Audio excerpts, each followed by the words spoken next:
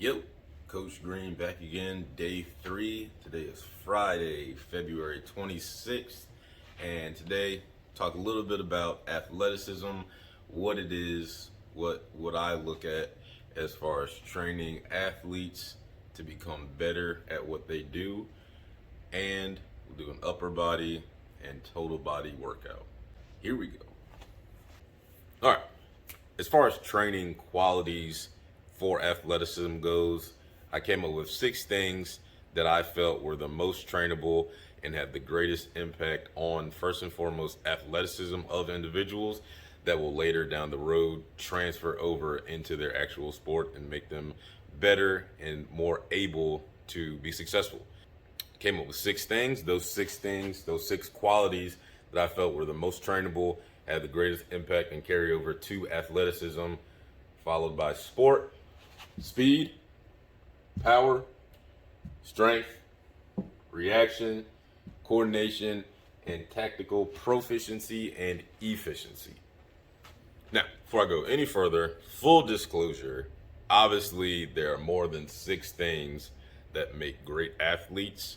There are more than 6 things that help you be better for your sport. But as far as the things I'm able to train in an athlete, team, whatever it may be, these are the 6 things I came up with that were the most trainable, the most tangible things that I could get my hands on when people come to me or join a team that I'm coaching.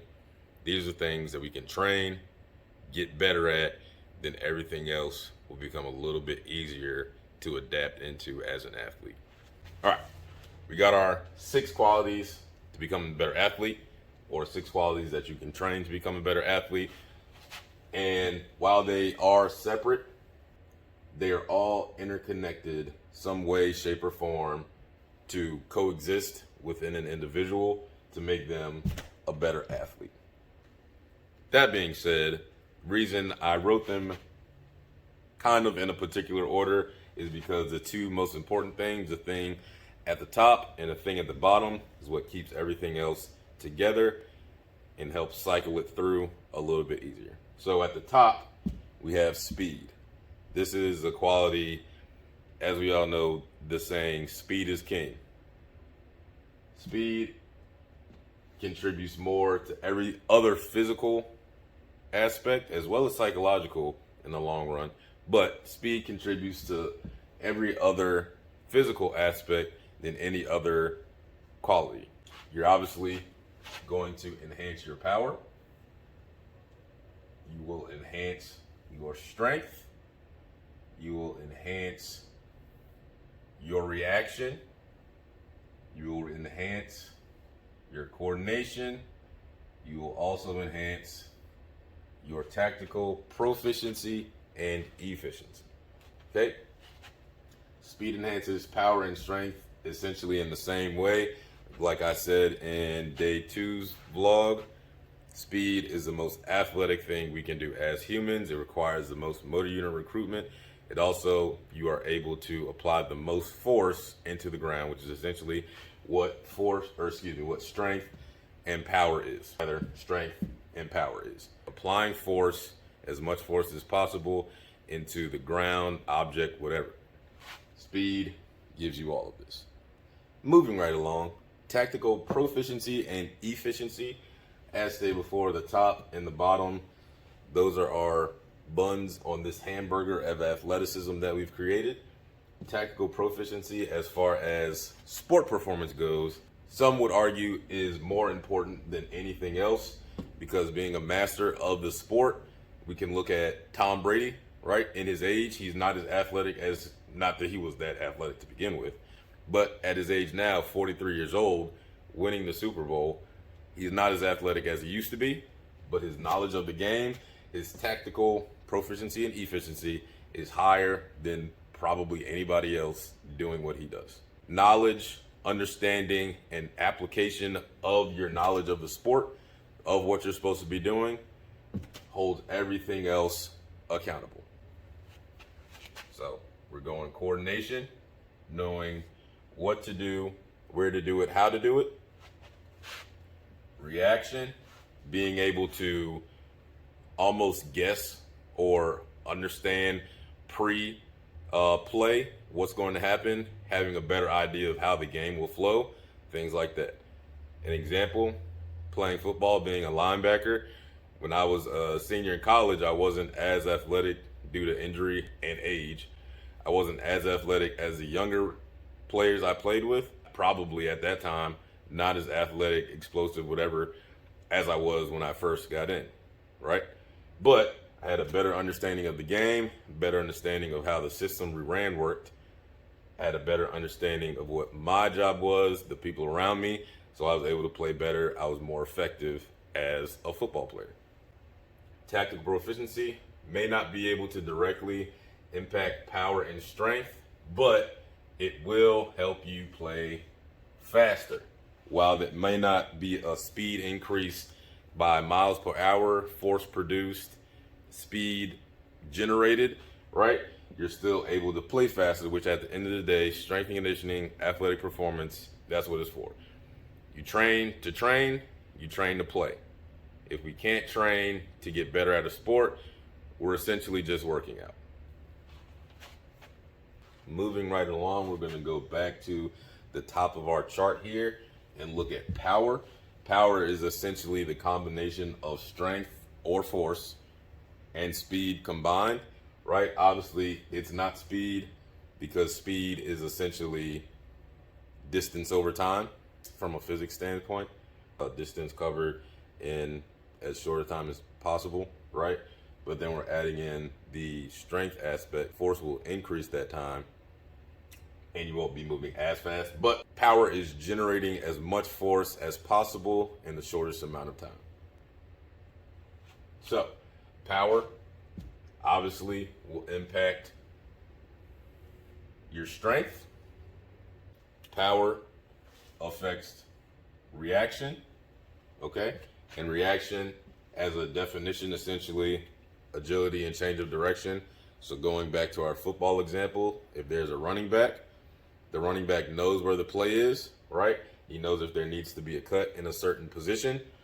That's change of direction. Agility would be reacting to an external stimulus. So a defender is coming at him while the play is going on, that he knows the play, he knows where he's supposed to go. It's a predetermined position, but there's an outside stimulus that he has to react to.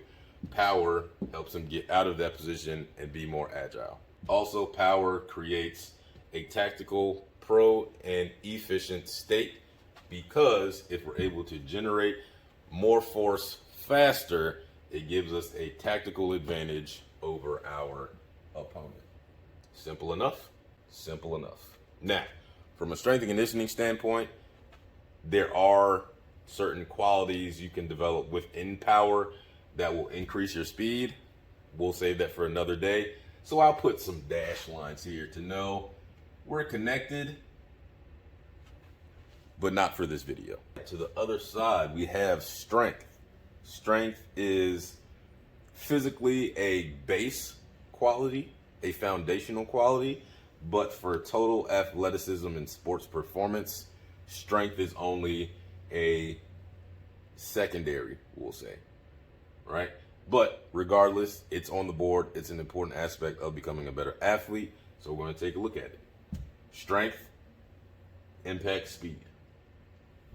These are things we know. The guidelines I use for speed training, for strength and conditioning, athletic performance: posture, position, and push. Okay? For posture, we need strength. Standing upright, being upright, or being able to hold yourself up off the ground while pushing, creating force, requires strength. For speed, there has to be some base level of strength to either be maintained or to be able to increase. Strength obviously also impacts power, because, like we said already, power is the combination of speed and strength. Therefore, strength impacts power, right? Obviously, power still needs this speed aspect, but when we're able to incorporate all of them together, everything goes up. Rising tide raises all ships. Coordination is greatly impacted by strength, almost similarly to speed, right? There has to be some level of strength to coordinate your muscles in the correct pattern, in the correct fashion, to be able to move in certain directions, certain movements, anything you need movement wise.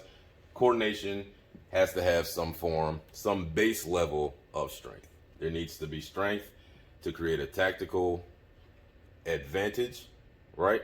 Again, going back to football, we'll look at linemen. If there's a lineman that's stronger, he has a tactical advantage because he can get into his position. He may not be able to get there faster, but when he does get there, he's able to hold that position longer. Obviously, we would want all of this to work together, especially the power speed aspect, being able to get on a block faster, right? But if you can get there and hold that position strong, you'll be in a better position. All right. So creating a tactical advantage. Dang, my marker's drying up. It's up there. To coordination, the same way strength affects coordination, coordination also affects strength. From a strength and conditioning standpoint, coordination, movement, whatever you want to call it, coordination here, being able to move more efficiently with greater coordination, you will acquire greater strength.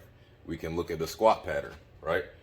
If we're able to squat into a deeper position to gain strength, effectively going through all of the patterns of a good squat, whoever is able to do that with the greatest amount of coordination, with the greatest amount of control, will be able to continue to build the most strength. Coordination also, as we stated, affects speed. Posture, position, push. We need coordination for the position. To hit certain positions, there has to be a certain amount of timing, coordination that takes place. It's not just throwing your arms and legs as fast as you can. There's actual mechanics to sprinting. If it affects strength, it'll also affect power. If we look at vertical jump, right? You can jump as high as you can, but if you can arrange your limbs and joints in a better fashion, a more efficient fashion, then you'll be able to produce more power, right? Jumping is a power movement. So if we're able to coordinate, or even beyond that, we can look at a power clean. If we can coordinate the movement efficiently, I keep saying these words over and over again, efficiently, coordination will affect power. Bing. Coordination will also affect your reaction. In the same way, it affects power for a movement like a jump, power clean, anything like that where you're trying to produce power. You have to be in certain positions. It'll also affect reaction because things like a 5-10-5 shuttle, right? Pro agility shuttle. If you're able to coordinate your limbs, joints, feet, and ankles, all those things in the correct pattern at the correct time, you'll have greater reaction time. And obviously, tactical proficiency, coordination hits that real hard. Going back to our offensive lineman example, the offensive lineman that's able to coordinate his steps, coordinate his blocking path, coordinate all of the movements that he has to do on any given play will put himself in a greater position to be successful on said play, right? So creating a tactical advantage with coordination. Coordination is also about rhythm, which is one of the greater aspects of athleticism that's kind of missed out on. So things like skipping, jumping rope, running backwards, backpedaling, things like that that are kind of unnatural or non-running, right? Where we can kind of flow into it a little easier without too much thought. Those things greatly increase the chances of you being a successful athlete. Let's look at dancers or performers, right? For example, Chris Brown, we could say, is a really good dancer. Chris Brown is also a really good basketball player. There's some correlation there, obviously not causation, right? But the fact that he is a good dancer could have some carryover to him being also a good basketball player. So rhythm, coordination, those things make a great difference when there are a lot of moving parts going on at once, but they're all working together. Boom, boom, Boom, boom. We talked about strength affecting coordination, coordination affecting strength, coordination affecting reaction. Reaction also affects coordination because we have to get, again, into those good positions where we're able to move effectively, efficiently, quickly, or fast, right? Reaction, increasing reaction will also increase your power because, for example, coming out of a cut or a break, anything like that, you have to react as fast as possible and create power. Oh yeah. And whoever can change direction or adapt to stimulus the fastest has an advantage tactically.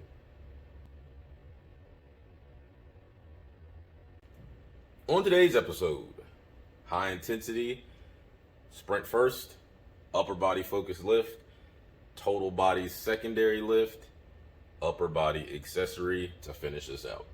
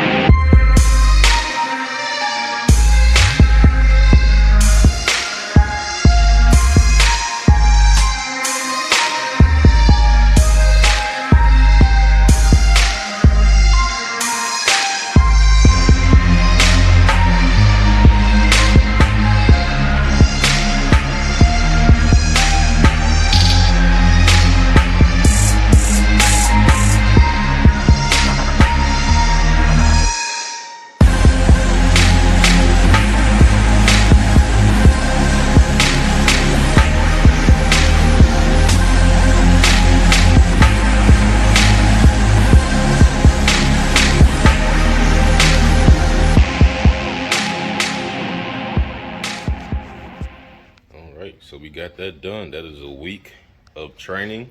It's all recorded high CNS days. Next week we'll probably take a look at the low ones, let you guys get a peek and understanding of how that goes. Appreciate you tuning in. See you next time.